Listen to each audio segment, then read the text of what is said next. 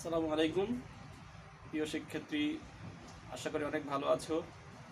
আলহামদুলিল্লাহ, আমিও অনেক ভালো আছি। তোমাদের অনলাইন ক্লাসে সবাইকে স্বাগতম। আজ তোমাদের নবম দশম শ্রেণীর বিষয়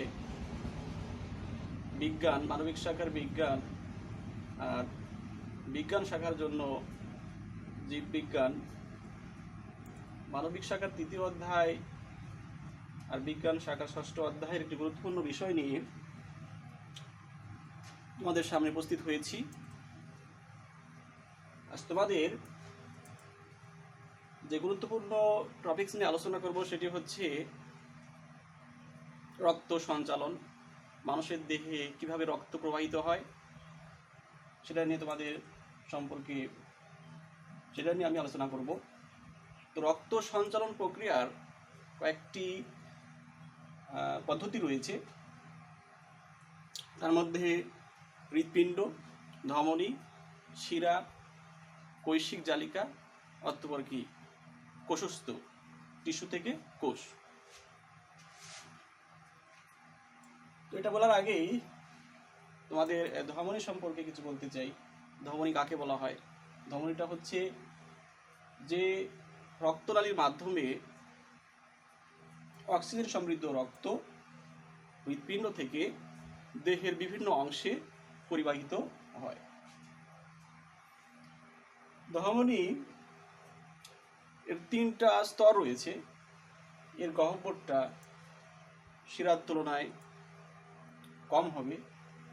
এর প্রাচীর রয়েছে, প্রাচীরটার পুরুত্ব বেশি হবে। অপরদিকে শিরার কাজটা কি? শিরার কাকে বলা হয়? যেসব রক্তনালীর মাধ্যমে দেহের কোষস্থ থেকে, টিস্যু থেকে কার্বন ডাইঅক্সাইড সমৃদ্ধ রক্ত ক্রমান্বয়ে হৃৎপিণ্ডে প্রবেশ করে। আর কৈশিক জালিকাটা কি? ধমনী থেকে কি হয় উপধমনী, সেখান থেকে হবে কি ক্ষুদ্র ধমনী, যেটাকে বলা হয় কি কৈশিক জালিকা। মধ্যস্থ অংশটা কি হবে? কৈশিক জালিকা।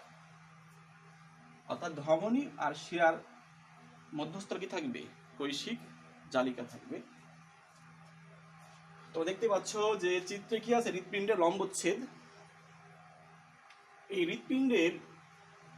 হৃৎপিণ্ড কাকে বলা হয়?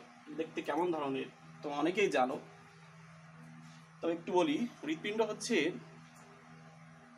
প্রাণযন্ত্র বিশেষ, এটি প্রাণযন্ত্র বিশেষ। সেখানে কি হয়? ক্রমান্বয়ে সংকোচন প্রসারণ হয়। একটি পূর্ণবয়স্ক মানুষের দেহে প্রতি মিনিটে 60 থেকে 100 বার কি হয়? স্পন্দন হয়। একবার সংকোচন, একবার প্রসারণ সংঘটিত হয়। তো হৃৎপিণ্ডের অবস্থান কোথায়?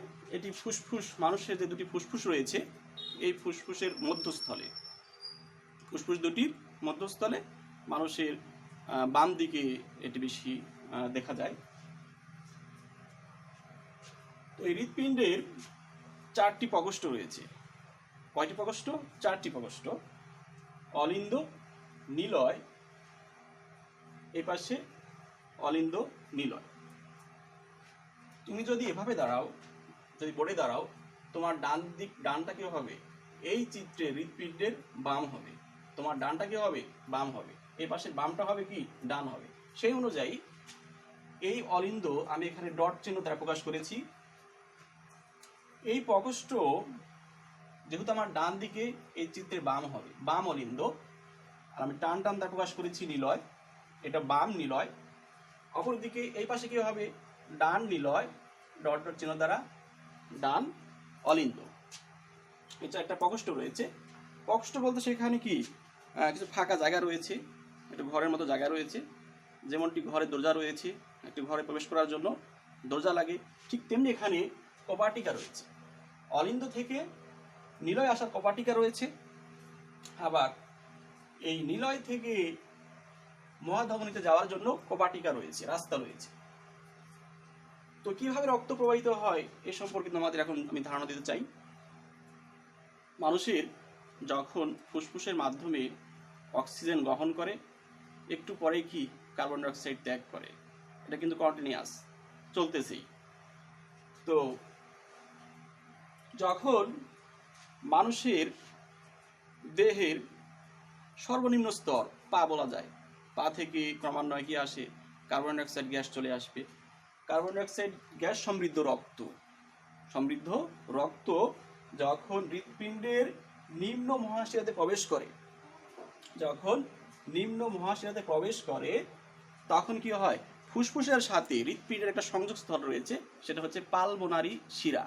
ফুসফুস থেকে হৃৎপিণ্ডে এক ধরনের প্রবেশদ্বার রয়েছে, সেটা হচ্ছে কি পালমোনারি শিরা। যখনই কার্বন ডাইঅক্সাইড সমৃদ্ধ রক্ত এই ডান অলিন্দে প্রবেশ করে, সাথে সাথে কি হবে, ফুসফুস থেকে পালমোনারি শিরার মাধ্যমে ওই রক্তটা কোথায় আসবে, এই ডান অলিন্দে প্রবেশ করবে। এখানে আমি দেখে দিয়েছি ডান অলিন্দ, আর এখানে পালমোনারি শিরা অনেকগুলো লক্ষ্য করা যায়, এভাবে দুই পাশে 4টা লক্ষ্য করা যায়। ক্রমান্বয়ে কি হয়, এই পাশ দিয়ে অক্সিজেন সমৃদ্ধ রক্ত প্রবেশ করে। যখন অক্সিজেন সমৃদ্ধ রক্ত প্রবেশ করে, সেখানে কি হয়, ডায়াস্টল হয়। ডায়াস্টল বলতে কি বোঝায়, প্রসারণ বোঝায়। সেটা কি হয়, বড় হয়ে যায়, প্রসারণ হয়, ডায়াস্টল হয়। এখানে কার্বন ডাইঅক্সাইড দ্বারা ডায়াস্টল, এ পাশে অক্সিজেন দ্বারা ডায়াস্টল। এক পাশে কি অলিন্দে, আর এক পাশে এটাও কি ডান অলিন্দ, এ পাশে বাম অলিন্দ। এটা কি বাম অলিন্দ, এটা ডান অলিন্দ। তো যখন অক্সিজেন প্রবেশ করে সমৃদ্ধ হয়ে যায়, পূর্ণ হয়ে যায়, ডায়াস্টল হয়, একটু পরে সেখানে কি হবে, সিস্টল হবে, সংকোচন হবে। যখন সংকোচন হয়, তখন এই যে অলিন্দ আর নিলয়ের মধ্যে যে প্রবেশদ্বার কপাটিকা খুলে যায়। যখন এটা খুলে যাবে, তখন এই রাস্তা দিয়ে, এই কপাটিকা দিয়ে অক্সিজেন সমৃদ্ধ রক্ত নিলয়ে প্রবেশ করবে। অপরদিকে কার্বন ডাইঅক্সাইড সমৃদ্ধ রক্ত এই অলিন্দ থেকে, ডান অলিন্দ থেকে এই কপাটিকার মাধ্যমে ডান নিলয়ে প্রবেশ করলো। যখন প্রবেশ করে পূর্ণ হয়ে যায়, এটা বড় হয়ে যায়, ক্রমান্বয়ে সেখানে কি হবে, ডায়াস্টল হবে। ডায়াস্টল হওয়ার পর কি হবে, সংকোচন হবে, সিস্টল হবে। যখন এই নিলয়টা সংকোচন হবে, সিস্টল হয়, তখন এই অক্সিজেন সমৃদ্ধ রক্ত মহাধমনীতে প্রবেশ করে। অপরদিকে এখানে যে কার্বন ডাইঅক্সাইড সমৃদ্ধ রক্ত পরিপূর্ণ রয়েছে, সেখান থেকে এই কার্বন ডাইঅক্সাইড সমৃদ্ধ রক্ত ফুসফুসে ধমনীর মাধ্যমে ফুসফুসে প্রবেশ করে। দেখি দেখলাম আমরা, মহাধমনীর মাধ্যমে দেহের সর্বত্র অক্সিজেন প্রবেশ করতেছে। আবার এই ফুসফুসে ধমনীর মাধ্যমে ফুসফুসে কি হচ্ছে, কার্বন ডাইঅক্সাইড সমৃদ্ধ রক্ত প্রবেশ করছে। তার মানে মানুষের দেহের সর্বনিম্ন স্তর থেকে অক্সিজেন সমৃদ্ধ রক্ত প্রবেশ করবে, আবার সেখান থেকে কি হবে, কার্বন ডাইঅক্সাইড সমৃদ্ধ রক্ত হৃৎপিণ্ডে প্রবেশ করবে। এভাবেই মানুষের দেহে ক্রমান্বয়ে রক্ত সঞ্চালন সংঘটিত হচ্ছে। আরেকটু বলে রাখা ভালো, যখন ধমনী থেকে উপধমনী, সেখান থেকে কৈশিক জালিকা, সেখান থেকে কি কোথায় যাবে, টিস্যুতে যাবে। টিস্যু মানে কি, কোলা। সেখান থেকে প্রবেশ করবে, সেখান থেকে কোষস্থ, কোষের মধ্যে প্রবেশ করবে। আমাদের জানাই আছে যে একটি মানুষের বা যে কোনো মানুষের মানব দেহের গঠন ও কাজের এককটা কি, কোষ। গঠন ও কাজের একক কোষ। কোষ দ্বারা মানুষ কি হয়েছে, তৈরি হয়েছে। আর রক্তটা এতটা গুরুত্বপূর্ণ বিষয়, যেমন যে কোনো ইঞ্জিন হতে পারে, মোটরসাইকেল হতে পারে, যেমন তোমার তেল ছাড়া কি হয় না, ইঞ্জিনটা চলতে পারবে না। তেমনি মানুষের দেহে রক্ত ছাড়া কি হবে, মানুষের দেহটা কি পড়ে যাবে, চলে যাবে, নষ্ট হয়ে যাবে। এজন্যই বলা হয় কি, রক্তটা কি মানুষের দেহের জ্বালানি স্বরূপ। আমরা এখান থেকে বুঝতে পারলাম যে কিভাবে মানুষের দেহে রক্ত ফুসফুসের মাধ্যমে প্রবেশ করতেছে, সেখান থেকে আবার কি হৃৎপিণ্ডে আসলো, হৃৎপিণ্ড থেকে ক্রমান্বয়ে বিভিন্ন প্রক্রিয়ার মাধ্যমে 4টি প্রকোষ্ঠের মাধ্যমে ধারাবাহিক প্রক্রিয়া সংঘটিত করে কিভাবে ফুসফুস যাচ্ছে, আবার এদের সর্বত্র চলে যাচ্ছে।